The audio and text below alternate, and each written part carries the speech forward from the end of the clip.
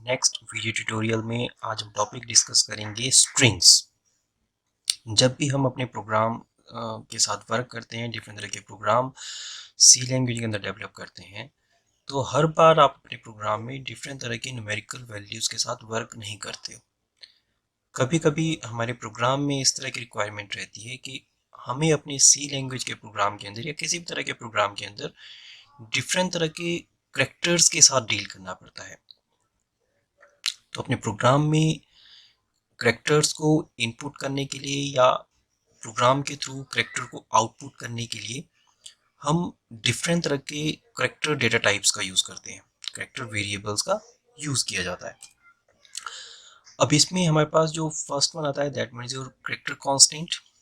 Character constant हम पहले भी पढ़ चुके हैं। अभी इसमें एक थोड़ा सा रिव्यू कर लेते हैं कि करेक्टर कांस्टेंट क्या चीज़ होती है।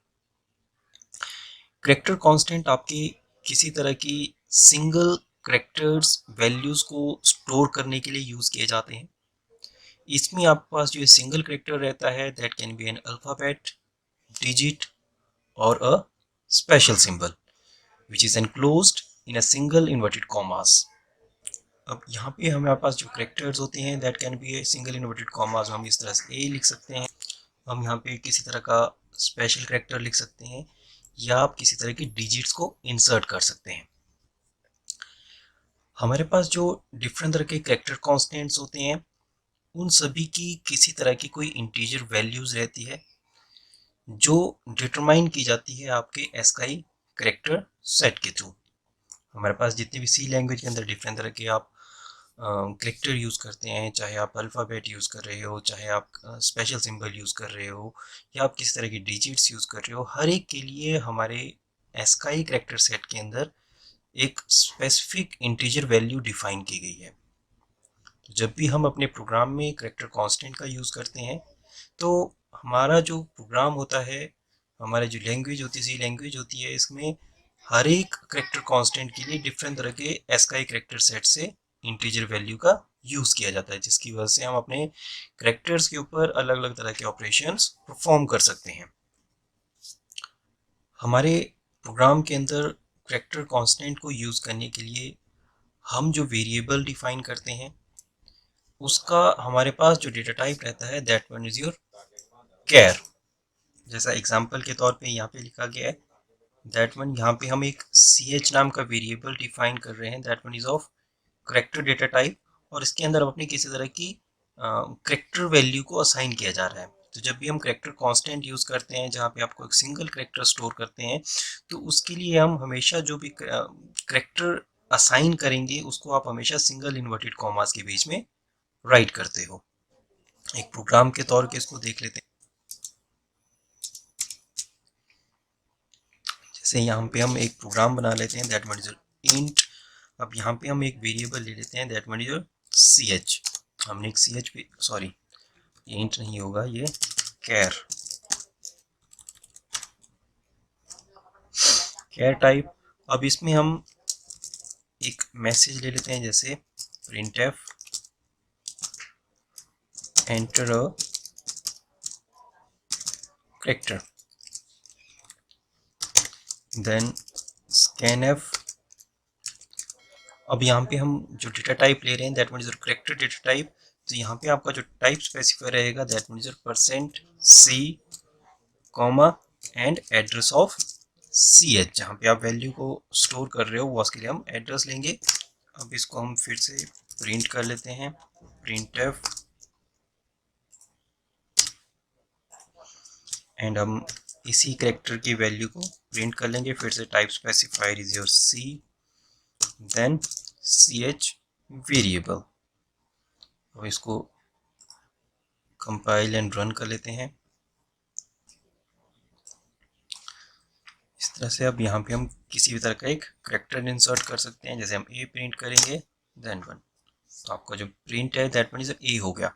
अब यहाँ पे जब हम एक सिंगल करेक्टर इनपुट ले रहे हैं तो वहाँ पे तो आपके करेक्टर डेटा टाइप, आपके करेक्टर कांस्टेंट वर्क कर सकते हैं, मगर जैसे इसी के साथ अगर हमें मल्टीपल करेक्टर के साथ वर्क करना होता है तो वो थोड़ा सा डिफिकल्ट रहता है, वो इसमें आप नहीं कर सकते। जैसे इसको फिर से रन करते हैं, आप यहाँ पे करेक्टर इनपुट करते हो अगर आप जैसे मल्टीपल कैरेक्टर इंसर्ट करना चाहते हैं, हम यहाँ पे इंडिया लिखते हैं, तो आपका कैरेक्टर कांस्टेंट इस तरह के मल्टीपल कैरेक्टर्स के साथ वर्क नहीं कर सकता है। इस केस में क्या होगा, आपका जो कैरेक्टर कांस्टेंट है वो सिर्फ फर्स्ट लेटर को अपने अंदर स्टोर करेगा, बाकी के ये जो कैरेक्टर्स हैं उनको डिस्कार्ड कर देगा। इसे एंटर करते हैं, दैट वन आपका जो ch वेरिएबल है, जो आपका कैरेक्टर कांस्टेंट था, उसके अंदर आपका सिर्फ आई स्टोर किया गया, बाकी का यहाँ पे आपका डिस्कार्ड कर दिया गया। तो ऐसी सिचुएशंस के लिए जहाँ पे आपको मल्टीपल कैरेक्टर वैल्यूज के साथ डील करना पड़ता है, वहाँ पे हम अपने सी लैंग्वेज प्रोग्राम के अंदर स्ट्रिंग्स का यूज करते हैं। स्ट्रिंग्स आपकी एक तरह की कलेक्शन ऑफ कैरेक्टर्स होता है। हर एक जो स्ट्रिंग होती है उसके एंड में हमेशा आपके पास एक नल कैरेक्टर मिलेगा। इस तरह का नल कैरेक्टर आपका डिफाइन करता है कि आपकी जो स्ट्रिंग है वो उस प्लेस के ऊपर एंड हो रही है, खत्म होती है। जहाँ पे भी आपका स्ट्रिंग के बीच में या एंड में कहीं पे भी इस तरह के कैरेक्टर को मिलेगा, तो उसके लिए आपका कंपाइलर सपोज करता है कि आपका जो स्ट्रिंग है वो इस पॉइंट के ऊपर खत्म होता है। अब ये जो आपका नल कैरेक्टर होता है, आपका कंपाइलर जब भी आप अपनी स्ट्रिंग एंटर करोगे तो उसके एंड में इसको ऑटोमेटिकली ही इंसर्ट कर देता है। इसको आपको लिखने की ज़रूरत नहीं होती है। ये आपका प्रोग्राम, जैसे ही आप किसी तरह की स्ट्रिंग को एंटर करते हो, आप प्रोग्राम को कंपाइल करोगे तो कंपाइलर क्या करता है, आपके स्ट्रिंग के एंड में इस नल कैरेक्टर को ऑटोमेटिकली ही इंसर्ट कर देगा। अब ये जो स्ट्रिंग हम यूज़ करते हैं, ये एक तरह का वन डायमेंशनल एरे होता है ऑफ कैरेक्टर डेटा टाइप, जिसमें आप जो भी किसी तरह के कैरेक्टर इंसर्ट करते हो वो सभी आपके कंटीजियस मेमोरी लोकेशंस के अंदर स्टोर होते हैं। जैसे सिमिलर आपके एरे के केस में होते हैं, आप किसी तरह का एरे डिफाइन करते हो तो एरे के अंदर आप जिस भी तरह की वैल्यूज को इंसर्ट करते हो वो सभी वैल्यूज आपकी कंटीजियस मेमोरी लोकेशंस में स्टोर हो जाती हैं।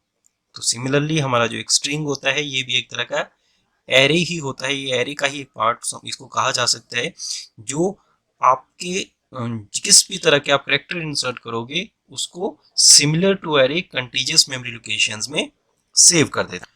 अब जब भी हम किसी तरह की स्ट्रिंग्स को एंटर करेंगे तो उन स्ट्रिंग्स को हमेशा हम अपने डबल कोट्स के अंदर राइट करते हैं। जबकि हमने लास्ट टाइम जो करेक्टर इंसर्ट किए, करेक्टर को असाइन करने के लिए हम हमेशा आपके सिंगल कोटेशन मार्क्स का यूज़ करते हैं।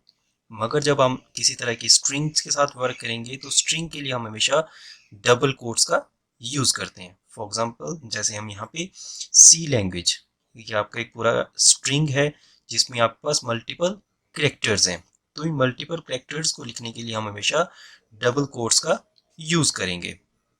जब ये आपका सी लैंग्वेज जो पूरी स्ट्रिंग है ये आपकी मेमोरी लोकेशन में सेव की जाएगी, तो ये बेसिकली आपके पास एक तरह का रहेगा कलेक्शन ऑफ कैरेक्टर्स। इसमें आपके पास सी एक सिंगल कैरेक्टर है, स्पेस आपके पास एक सिंगल कैरेक्टर है, then L A N G U A G E, ये सभी आपके पास कैरेक्टर्स हैं जो आपकी मेमोरी के अंदर, मेमोरी ब्लॉक्स के अंदर स्टोर किए जाएंगे।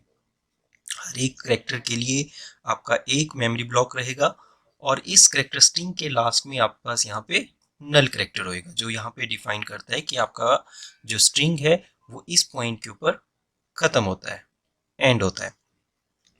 अब ये जितने भी आपके पास डिफरेंट तरह के करेक्टर आप स्टोर करोगे ये आपकी मेमोरी के अंदर एक एक बाइट्स का स्पेस लेते हैं। ये हमने पहले भी पढ़ा है कि आपके पास जो करेक्टर कॉन्स्टेंट्स होते हैं वो आपकी मेमोरी के अंदर स्टोर करने के लिए एक बाइट का स्पेस एक्सेस करते हैं।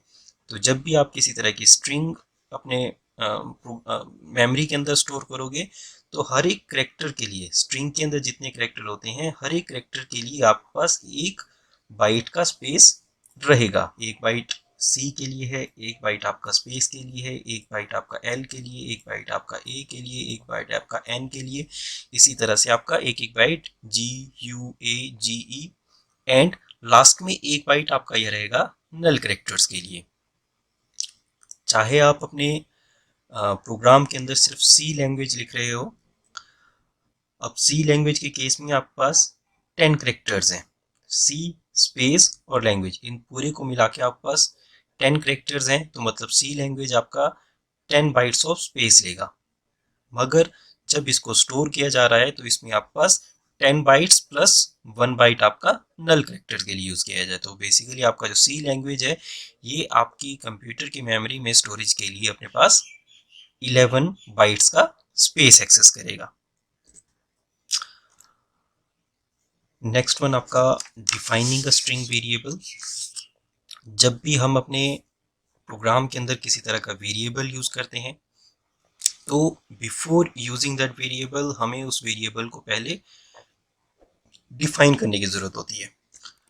तो स्ट्रिंग हमारे पास यहाँ पे एक तरह का एरे होता है, तो जैसे हम एरे को डिफाइन करते हैं वैसे ही हम अपने स्ट्रिंग को भी डिफाइन करते हैं। पहले आप अपना डेटा टाइप स्पेसिफाई करोगे। स्ट्रिंग के केस में आपका जो डेटा टाइप है वो हमेशा आपके पास कैर रहेगा, CHAR, हमेशा आपका यही डेटा टाइप रहेगा यहाँ पे। नेक्स्ट फिर आपका स्ट्रिंग वेरिएबल। स्ट्रिंग वेरिएबल एक तरह का आपका स्ट्रिंग के लिए आप नेम स्पेसिफाई करते हो कि आप उस स्ट्रिंग को किस नाम से बुलाओगे।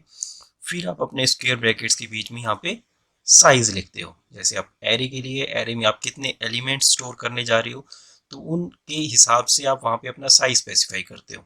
उसी तरह से आप अपनी स्ट्रिंग के अंदर कितने वेरिएबल्स कितने एलिमेंट्स का यूज़ करने जा रहे हो, कितने करेक्टर्स को अपने स्ट्रिंग के अंदर आप स्टोर करने जा रहे हो, उसके लिए आप पहले यहाँ पे साइज स्पेसिफाई करते हो। जैसे यहाँ पे हम एक स्ट्रिंग बना रहे हैं जिसका हमने जो नाम है that one is your name और इसका हमने साइज लिखा है दैट वन इज योर 20। तो बेसिकली आपका जो नेम टाइप का स्ट्रिंग है ये अपने अंदर 20 करेक्टर्स को स्टोर कर सकता है। अब 20 करेक्टर्स का यहाँ पे मतलब है आप इसमें क्या है एक्चुअल में 19 करेक्टर्स को स्टोर कर सकते हो। एक आपका जो लास्ट करेक्टर होगा वो आपका नल करेक्टर के लिए यूज किया जाएगा। अब जब भी आप अपने प्रोग्राम में स्ट्रिंग के साथ वर्क करोगे, आपको स्ट्रिंग को इनपुट करना है या आपको स्ट्रिंग की आउटपुट लेनी है, तो उसके लिए हमारे पास यहाँ पे जो टाइप स्पेसिफायर रहता है that means %s। Last time हमने करेक्टर टाइप किया तो करेक्टर के केस में आपका जो टाइप स्पेसिफायर रहता है दैट मीन्स %c। मगर जब हम स्ट्रिंग की इनपुट या आउटपुट लेंगे तो उसके लिए हम अपने प्रोग्राम में जो टाइप स्पेसिफायर होता है उसमें आप लिखते हैं %s। जब भी आप अपने प्रोग्राम के अंदर स्ट्रिंग को इनपुट करोगे, अगर वो इनपुट आप अपने scanf फंक्शन के थ्रू कर रहे हो तो उसमें आपको जब आप स्ट्रिंग का नाम लिखोगे तो उसके साथ आपको एम्परसेंड साइन, जो बेसिकली आपका एड्रेस ऑफ ऑपरेटर होता है, एम्परसेंड लगाने की जरूरत नहीं होती है। जैसे हम डिफरेंट तरह के, इससे पहले आपने वेरिएबल्स के साथ वर्क किया, आप डिफरेंट तरह की वैल्यूज को जब वेरिएबल्स में स्टोर करते हो, जैसे करेक्टर वेरिएबल हमने लास्ट टाइम प्रोग्राम में बनाया, तो उसके साथ आप हमेशा क्या है वहां पे एम्परसेंड साइन लगाते हो, जैसे यहाँ पे। अब यहाँ पे अगर आप वैल्यू को स्टोर कर रहे हो इस ch वेरिएबल के अंदर, आप करेक्टर एक ले रहे हो, करेक्टर की इनपुट दे रहे हो, उस इनपुट को आप यहाँ पे इस ch वेरिएबल के अंदर स्टोर कर रहे हो। तो बेसिकली यहाँ पे आप scanf के केस में आपको बताना पड़ता है कि ch का एड्रेस क्या है, कहाँ पे उसको स्टोर करना है। मगर जब आप अपनी स्ट्रिंग्स के साथ वर्क करते हो तो आपको ये एड्रेस ऑफ ऑपरेटर लगाने की जरूरत नहीं होती है, आप सिर्फ अपना जो स्ट्रिंग होता है स्ट्रिंग का नाम लिखते हो। नेक्स्ट चीज आती है कि जब भी आप अपने प्रोग्राम के अंदर थ्रू scanf फंक्शन किसी तरह की स्ट्रिंग को इनपुट कर रहे हो और उसके बाद printf फंक्शन के थ्रू आप उस स्ट्रिंग की आउटपुट लेने जा रहे हो, तो बेसिकली जब आपकी printf फंक्शन चलेगा, अगर आप अपनी स्ट्रिंग में किसी तरह का स्पेस डिफाइन करते हो या आपने जो स्ट्रिंग एंटर की है वो आपके जो आपने साइज स्पेसिफाई किया है उससे एक्सीड कर जाती है, तो उस केस में आपकी जो तो आपका प्रोग्राम उस इनपुट को टर्मिनेट कर देता है। सपोज जैसे आप एक स्ट्रिंग इनपुट कर रहे हो, आपने स्ट्रिंग के बीच में किसी तरह का स्पेस दिया है। जैसे आप अपना नाम देते हो तो पहले आप अपना फर्स्ट नेम देते हो, फिर आपका लास्ट नेम आता है। तो फर्स्ट नेम और लास्ट नेम के बीच में आप एक स्पेस रखते हो। तो जब भी आप इस तरह की स्ट्रिंग को थ्रू स्कैनफ फंक्शन इनपुट करोगे, तो बेसिकली आपकी स्ट्रिंग के अंदर जो डेटा स्टोर होगा वो आपका फर्स्ट नेम होगा, आपका लास्ट नेम वहाँ पे डिस्कार्ड कर दिया जाएगा। क्योंकि आपका जब स्कैनफ के थ्रू करते हो तो अगर आपके स्ट्रिंग के बीच में कहीं पे वाइट स्पेस आता है तो उस चीज़ को आपका जो कंपाइलर होता है वो उसको टर्मिनेट कर लेता है। वो सपोज करके चलता है कि आपकी जो स्ट्रिंग है वो यहीं पे ख़त्म होती है, तो वहीं पे उतने ही फर्स्ट नेम जो आपका होगा वो उस चीज़ को सेव कर लेगा। या आइदर आप जो स्ट्रिंग एंटर कर रहे हो, तो जो स्ट्रिंग आपने एंटर की है वो आपने जो अपने स्ट्रिंग वेरिएबल के अंदर साइज स्पेसिफाई किया है।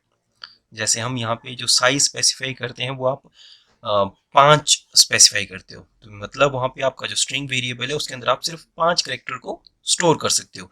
मगर जब आपने स्कैनफ के थ्रू एक स्ट्रिंग को एंटर किया, वो आप एक 7 कैरेक्टर का कर देते हो, तो उस केस में आपकी जो स्ट्रिंग होती है वो टर्मिनेट कर दी जाएगी, क्योंकि आपका जो साइज है वो एक्सेस हो रहा है। तो इस प्रॉब्लम को सॉल्व करने के लिए जब हम स्ट्रिंग इनपुट करेंगे, तो जरूरी नहीं है कि स्ट्रिंग हम क्या है विदाउट स्पेसिस लेके चलें। समटाइम्स हमें किसी तरह का सेंटेंस एंटर करना है, आपको कोई पैराग्राफ एंटर करना है, तो वहाँ पे आप वाइट स्पेसिस भी लोगे। तो इस तरह के वाइट स्पेसिस के साथ अपनी स्ट्रिंग को इनपुट करने के लिए हमारी सी लैंग्वेज के अंदर एक फंक्शन प्रोवाइडेड है, दैट मीन्स और गेट्स। गेट्स फंक्शन की हेल्प से हम अपनी स्ट्रिंग के अंदर मल्टीपल कैरेक्टर्स को इनपुट कर सकते हो विद इंक्लूडिंग योर स्पेसिस। इसको हम प्रोग्राम की तरफ पे देख लेते हैं। फर्स्ट हम अपने सिंपल कैरेक्टर की स्ट्रिंग की डिक्लेरेशन देख लेते हैं कैसे करते हैं। इसमें हम जैसे हमारे पास कैर डेटा टाइप है और ch हमारे पास एक स्ट्रिंग है। अब इस स्ट्रिंग का आप यहाँ पे साइज स्पेसिफाई करोगे, सच एज जैसे 10। हम इसका 10 साइज लेते हैं। आफ्टर दैट नेक्स्ट लाइन में आ जाते हैं। अब यहाँ पे हम करते हैं जैसे printf एंड यहाँ पे एक मैसेज ले लेते हैं, enter your name. Then scanf use करते हैं।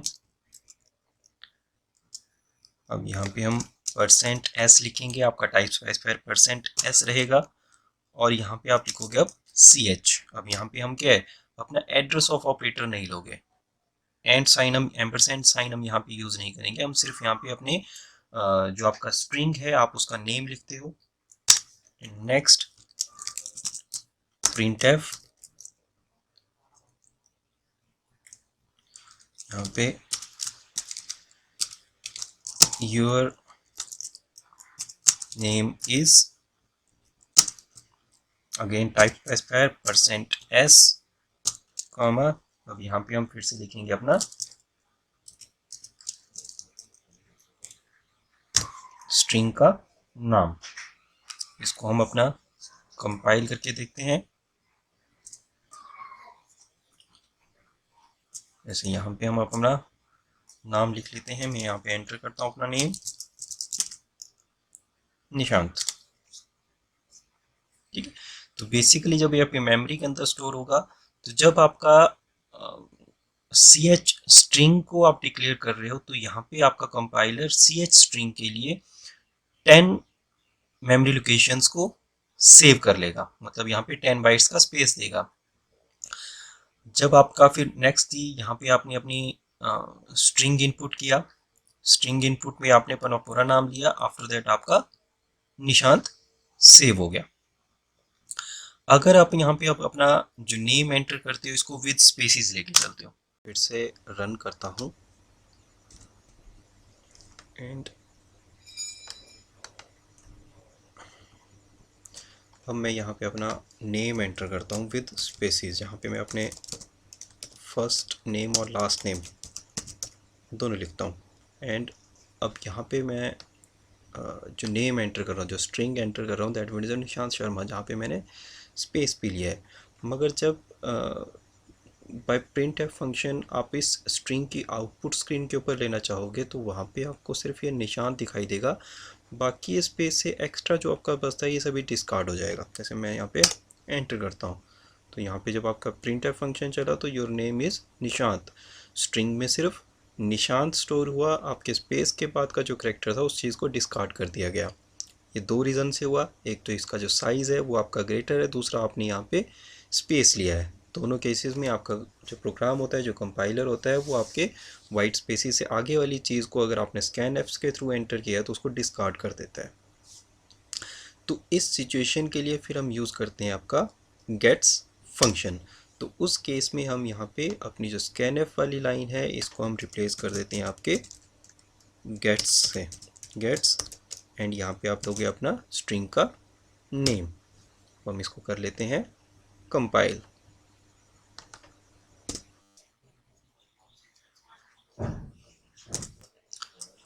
Like it. हम यहाँ पे फिर से अपना नेम एंटर करता हूँ,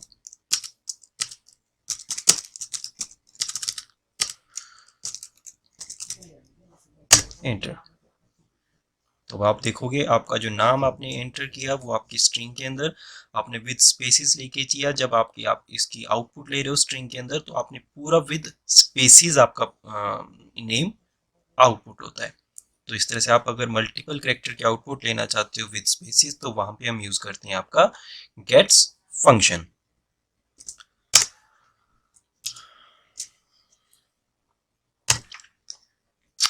अब आपने अपने फंक्शन को अपनी स्ट्रिंग को आपने डिक्लेयर कर दिया। अब आप अपने स्ट्रिंग वेरिएबल को आपने डिफाइन कर लिया। इसके बाद आपके पास आती है दैट मीन्स योर इनिशियलाइजेशन। आपने स्ट्रिंग डिफाइन कर दी। डिफाइन करने के बाद कई बार हमें क्या, आप जो स्ट्रिंग ले रहे हो उसमें पहले से ही आप एक वैल्यू स्टोर करना चाहते हो, आप किसी तरह की स्ट्रिंग इनपुट पहले से ही देना चाहते हो, तो उसके लिए हमें अपने स्ट्रिंग्स को इनिशियलाइज करने की ज़रूरत होती है। स्ट्रिंग की जो इनिशियलाइजेशन होती है उसके यहाँ पे आप पास तीन डिफरेंट तरह से कर सकते हो। फर्स्ट वन, आप यहाँ पे अपने स्ट्रिंग को पहले डिक्लेयर करोगे, वैसे ही आप करेक्टर टाइप लिखोगे। आफ्टर दैट आपका स्ट्रिंग का नाम और इसका साइज स्पेसिफाई कर रहे हो।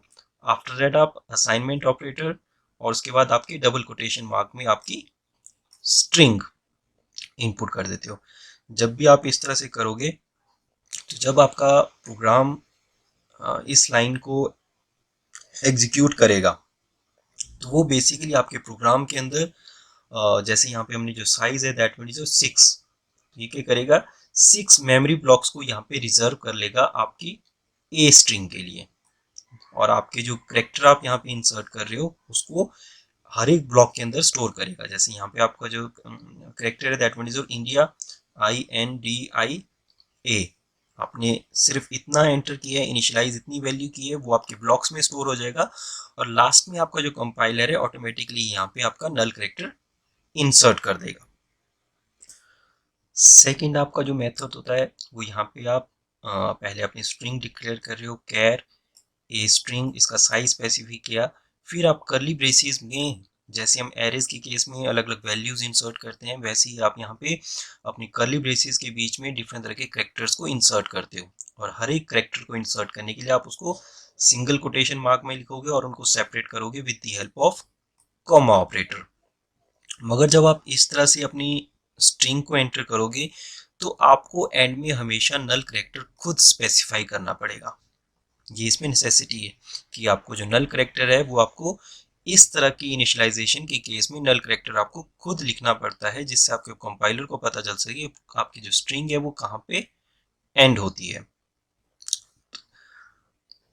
अब इस इनिशियलाइजेशन में अगर आप जो साइज स्पेसिफाई कर रहे हो वो लेस कर रहे हो एज कम्पेयर टू जितने करेक्टर आप इंसर्ट कर रहे हो, अगर यहाँ पे आपके पास नंबर ऑफ करेक्टर्स ज़्यादा हो जाते हैं और आपने जो साइज स्पेसिफाई किया है वो आपका लेस हो जाता है। जैसे यहाँ पे हमें जो रिक्वायरमेंट है वो 6 करेक्टर्स की है, 5 करेक्टर आपके इंडिया के लिए और लास्ट एक करेक्टर आपका नल करेक्टर के लिए। तो यहाँ पे आपको 6 मेमोरी लोकेशंस की रिक्वायरमेंट है, मगर यहाँ पे अगर आप एरे साइज 4 स्पेसिफाई कर लेते हो, तो उस केस में जब आप अपने प्रोग्राम को कंपाइल करोगे, तो वो आपको एक तरह का एरर प्रोवाइड करेगा।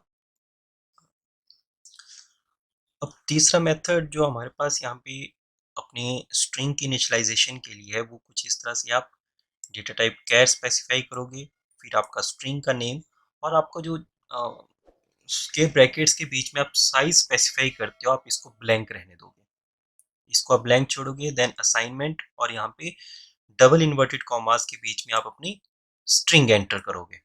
अब ये जो आपका तरीका होता है स्ट्रिंग को एंटर करने का, आपके स्ट्रिंग को इनिशियलाइज करने का, इसको कहा जा सकता है कि ये सबसे एफिशिएंट टाइप ऑफ मेथड रहेगा। क्यों? ऊपर के जो आपके मेथड्स हैं, इसमें आप साइज स्पेसिफाई करते हो, तो इन केस आप जो स्ट्रिंग एंटर करते हो, उसका जो साइज है वो आपके इस स्पेसिफाइड साइज से ज़्यादा हो जाता है, तो उस केस में आपके प्रोग्राम के अंदर एरर आ जाते हैं। बहुत बार जब हम स्ट्रिंग्स को एंटर कर रहे हो, जैसे आप पैराग्राफ एंटर कर रहे हो, अब यहाँ पे तो आप सिर्फ 5 कैरेक्टर का एक स्ट्रिंग एंटर कर रहे हो, तो वहाँ पे आपको पता है कि इसमें कितने लेटर्स हैं। मगर अगर आप इस स्ट्रिंग इनपुट के लिए, आप स्ट्रिंग की इनिशियलाइजेशन के लिए किसी तरह का पैराग्राफ लेके चलते हो, तो पैराग्राफ के केस में आपको ये नहीं मालूम कि आपको कितने स्पेस की रिक्वायरमेंट है, तो उस केस में आप हमेशा क्या है, अपनी हायर साइड पे जाओगे, अपनी स्ट्रिंग की हायर साइड पे जाओगे, जहाँ पे आप एक्सेस में किसी तरह के वैल्यूज को ले सकते हो, आप साइज स्पेसिफाई एक्स्ट्रा कर सकते हो। अगर आपके पास अ, आप एक पैराग्राफ एंटर करने जाते हो, और वहाँ पे आप जो साइज स्पेसिफाई करते हो, दैट वन इज 500, मगर जब आप पैराग्राफ एंटर करते हो, वो पैराग्राफ आपका सपोज 400 कैरेक्टर्स में ही एंड हो जाता है, तो वहाँ पे आपके पास जो 100 कैरेक्टर्स के लिए मेमोरी स्पेस है, वो आपके पास एक तरह की वेस्टेज है। तो जहाँ पे आप अपनी पहले से ही नंबर ऑफ साइजेस के बारे में, नंबर ऑफ कैरेक्टर जो आप इनपुट करने जा रहे हो, उसका साइज अगर आप पहले से पता नहीं लगा सकते, तो वहाँ पे आपका साइज स्पेसिफाई करना कैरेक्टर स्ट्रिंग के लिए वो थोड़ा सा डिफिकल्ट रहता है, प्रॉब्लमेटिक रहता है। तो उस केस में आपका ये थर्ड मेथड सबसे एफिशिएंट रहता है, जहाँ पे आप साइज स्पेसिफाई नहीं करते हो, आप डायरेक्टली ही अपनी स्ट्रिंग इनपुट देते हो। आपका कंपाइलर इस स्ट्रिंग के हिसाब से जितने कैरेक्टर्स इसमें होते हैं, उस हिसाब से आपके स्ट्रिंग का साइज एडजस्ट कर लेता है, तो उसमें आपका जो मेमोरी स्पेस है वो काफ़ी ज़्यादा एफिशिएंटली यूटिलाइज किया जा सकता है। अब इसी इनिशियलाइजेशन को हम अपने प्रोग्राम के अंदर देख लेते हैं।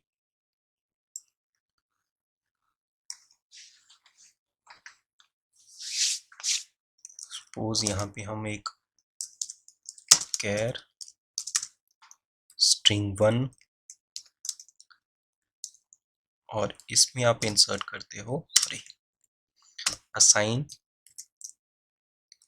यहाँ पे हम लेते हैं India. Second string,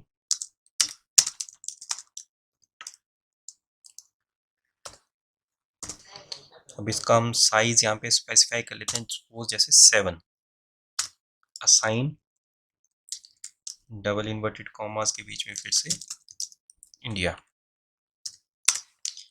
third method कैर str3, और इसका साइज स्पेसिफाई कर लेते हैं हम 10,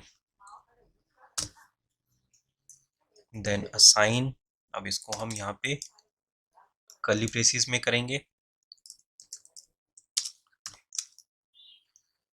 ए sorry comma N D I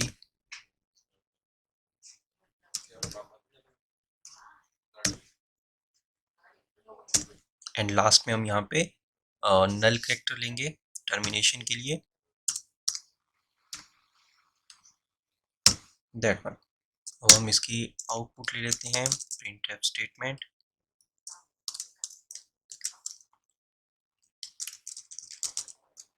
string 1 %s and str1 string का नेम लिखेंगे। Similarly next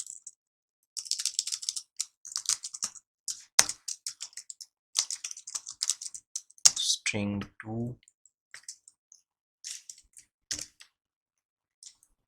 %s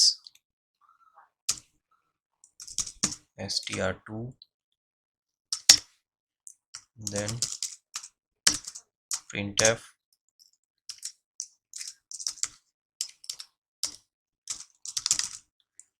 string3 %s comma str3। अब हम इसकी आउटपुट ले लेते हैं लाइक दिस। एक ही लाइन में आ गया, थोड़ा सा चेंज कर लेते हैं इसमें। New line new line new line compile. तो इस तरह से आपकी string1 string2 string3। अब इसमें जब आपका प्रोग्राम कंपाइल होगा तो उसमें बेसिकली क्या होगा, आपकी जो फर्स्ट स्ट्रिंग है जब इसको डिक्लेयर किया जाएगा तो आपका कंपाइलर देखेगा इसमें आपके पास जो स्ट्रिंग इनपुट करे दैट मीन्स इंडिया, जिसमें आपके पास जो टोटल नंबर ऑफ कैरेक्टर्स हैं 5 एंड एक यहाँ पे हमें अपने नेल कैरेक्टर की जरूरत है। तो बेसिकली आपका जो स्ट्रिंग है इसके लिए ऑटोमेटिकली 6 ब्लॉक्स का एक मेमोरी असाइन कर देगा। जब आपकी स्ट्रैकिंग सेकंड स्टेटमेंट एग्जीक्यूट होती है string2, तो उसके लिए बेसिकली आपका कंपाइलर क्या करेगा, आपके प्रोग्राम के लिए जब इंडिया स्ट्रिंग उसमें सेव किया जाएगा तो 6 कैरेक्टर का यूज़ किया जाएगा जिससे आपको इसमें स्टोर करेंगे। बाकी आपका ये जो लास्ट कैरेक्टर बचेगा उसके अंदर भी आपका नल कैरेक्टर सेव होगा। सिमिलरली string3 के अंदर यहाँ पे आपका जो साइज है वो 10 स्पेसिफाई किया जा रहा है। तो इसमें भी क्या होगा, आपके पास 6 कैरेक्टर्स आपकी मेमोरी के अंदर स्ट्रिंग के आएंगे। उसके अलावा जो 4 मेमोरी ब्लॉक्स बचते हैं उसके अंदर भी आपका नल कैरेक्टर सेव किया जाएगा। तो बेसिकली जब आप साइज स्पेसिफाई करते हो स्ट्रिंग के अंदर पहले से ही, तो वहाँ पे आपके जो मेमोरी ब्लॉक्स होते हैं उसकी काफ़ी ज़्यादा आपके पास वेस्टेज रहती है। तो उस हिसाब से आपके पास जो फर्स्ट वन मेथड है किसी तरह की स्ट्रिंग को डिफाइन करने का, यह सबसे एफिशिएंट टाइप ऑफ वे रहता है।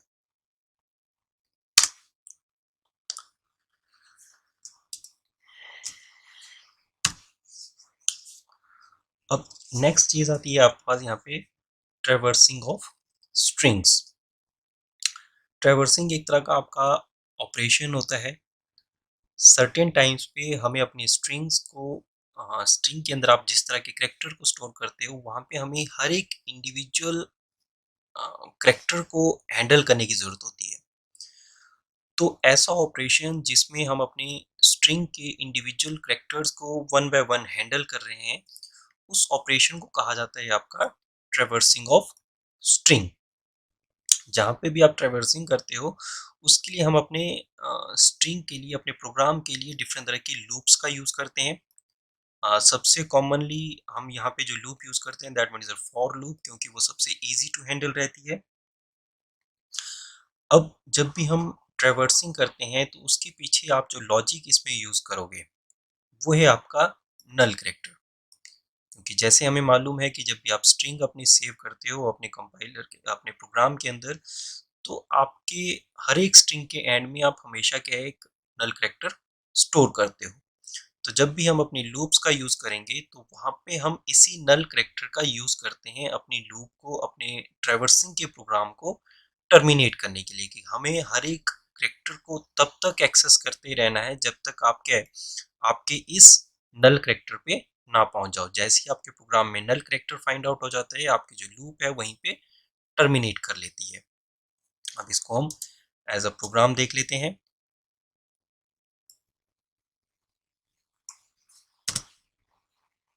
अब नेक्स्ट जैसे हम एक प्रोग्राम बनाते हैं, हम यहाँ पे एक स्ट्रिंग डिक्लेयर करेंगे जिसके अंदर आप कोई नेम पहले से स्पेसिफाई करते हो, कुछ वैल्यूज पहले से स्टोर करते हो।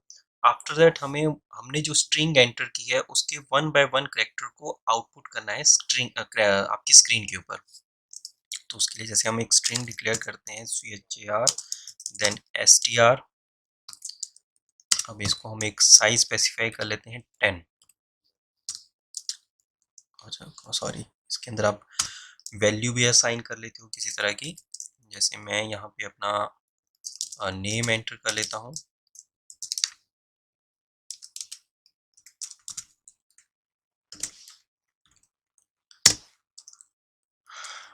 नेक्स्ट आप अब एक और वेरिएबल लेते हो इंटीजर टाइप हमारी फॉर लूप के लिए। देन फॉर लूप का यूज करते हैं for I assign 0 I sorry str like array. हम यहाँ पे अपने स्ट्रिंग के अलग अलग जो आपकी वैल्यूज हैं हर एक प्लेस के ऊपर हम उसको यूज करने जाए, तो यहाँ पे हम आई यूज करेंगे। इसको हम लेते हैं नॉट इक्वल टू आपका null character 0 then I plus plus. तो बेसिकली आपका जो फॉर लूप है ये तब तक वर्क करती रहेगी जब तक आपका क्या है स्ट्रिंग में आपका वन बाय वन, जैसे हम एरे की यूज में करते हैं, अगर आपको फर्स्ट प्लेस पे जो आप वैल्यू स्टोर करते हो एरे में, अगर आप उसको एक्सेस करना चाहते हो तो उसके हम क्या है एरे और वहाँ पे आपका इंडेक्स नंबर यूज करते हैं 0 1 2 3 4 इस तरह से। तो सिमिलरली यहाँ पे हम जो str यहाँ पे स्पेसिफाई कर रहे हैं तो ये आपके हर एक करेक्टर जो आपकी स्ट्रिंग के अंदर डिफरेंट तरह के करेक्टर्स हैं ये उसके इंडेक्स नंबर को स्पेसिफाई करते हैं। जैसे यहाँ पे n है तो n का जो आपका इंडेक्स नंबर है दैट वन इज 0, i का इंडेक्स नंबर है आपके पास 1, s का 2, इस तरह से। तो वन बाय वन करेक्टर हम यूज करेंगे। आफ्टर दैट हम यहाँ पे उस करेक्टर को प्रिंट करते हैं। परसेंट सी करेक्टर यहाँ पे लेंगे तो हम परसेंट सी स्पेसिफाई करेंगे एंड str आपकी वैल्यू देंगे str i। हम ज़्यादा एफिशिएंटली देखने के लिए टैब स्पेस ले लेते हैं। अब इसको करते हैं हम run.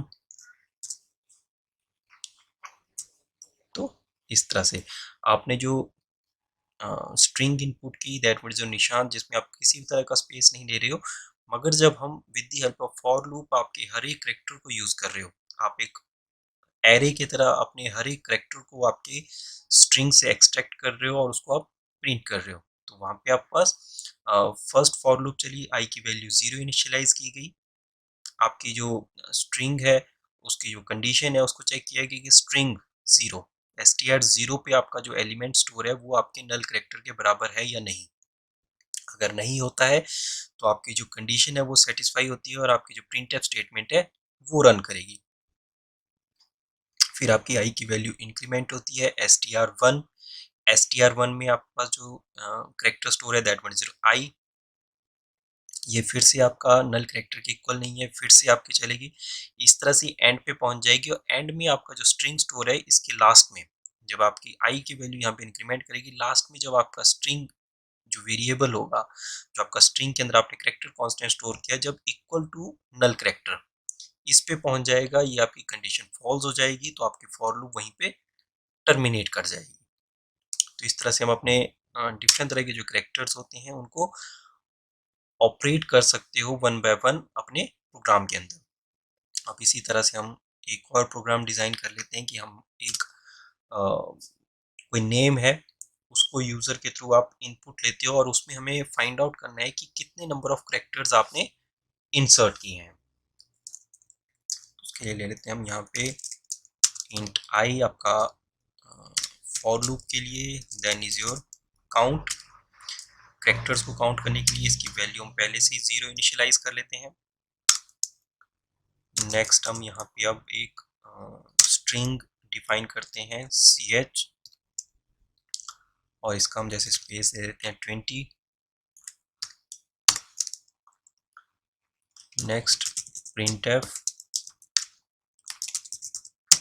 Enter your name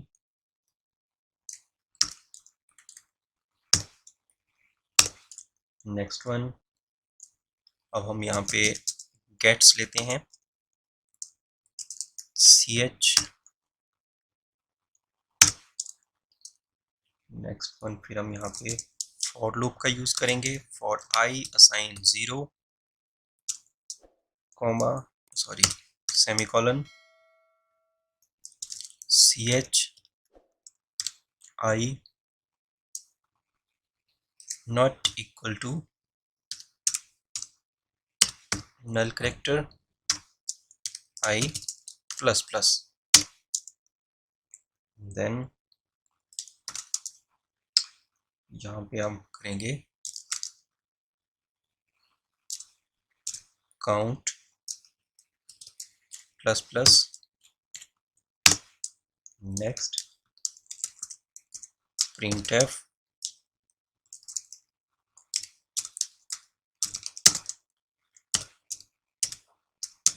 number of character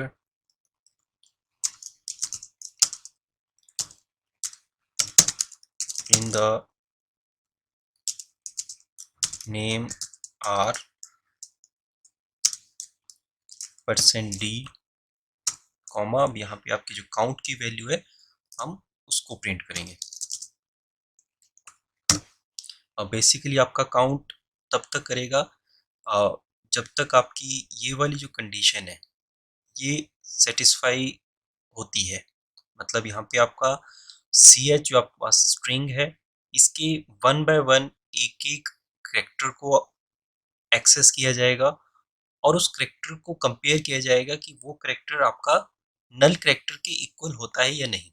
जब तक आपका जो स्ट्रिंग के अंदर करेक्टर है वो इस नल करेक्टर के इक्वल नहीं होगा तब तक आपका काउंट होता रहेगा।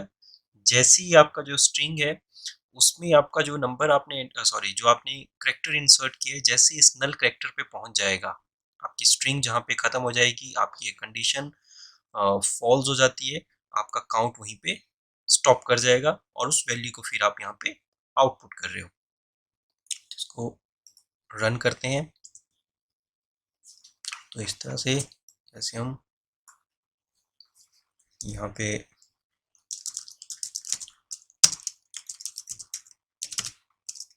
इस तरह से करते हैं एंटर, तो इसमें आपके पास number of character in the name are 14। Count करते हैं 1 2 3 4 5 6 7 8 9 10 12 11 12 13 एंड 14। तो इस तरह से आपने आपका जो भी आपने स्ट्रिंग एंटर किया है उसमें जितने भी आपके पास नंबर ऑफ करेक्टर्स होते हैं उन सभी को काउंट करता है। तो इसको बेसिकली कहा जाता है आपका ट्रैवर्सिंग। ये एक तरह का ऑपरेशन है जिसमें आपने जो भी स्ट्रिंग एंटर की है उसके एक एक करेक्टर को आपका प्रोग्राम एक्सेस करता है और उसके अकॉर्डिंग फिर किसी तरह का ऑपरेशन परफॉर्म किया जाता है। तो ट्रैवर्सिंग के लिए हम हमेशा यहाँ पे अपनी डिफरेंट तरह का लूप्स का यूज करेंगे। सबसे कॉमनली हम यहाँ पे फॉर लूप यूज करते हैं क्योंकि फॉर लूप को हैंडल करना थोड़ा सा इजी रहता है। अगर दूसरी लूप यूज करते हो तो उसमें थोड़ी सी डिफिकल्टी क्रिएट हो सकती है, मगर दूसरी किसी भी तरह के लूप को आप यूज कर सकते हो। इसमें इस तरह का नहीं है कि आप सिर्फ फॉर लूप ही यूज करोगे। अपने कंफर्टेबल के अकॉर्डिंग आप किसी भी तरह के अगर लूप का यूज करना चाहते हो तो वो आप कर सकते हो। नेक्स्ट वीडियो ट्यूटोरियल में हम अपने डिफरेंट तरह की स्ट्रिंग्स के लिए हमारे पास डिफरेंट तरह के जो लाइब्रेरी में फंक्शंस डिफाइंड है हम उनको देखेंगे।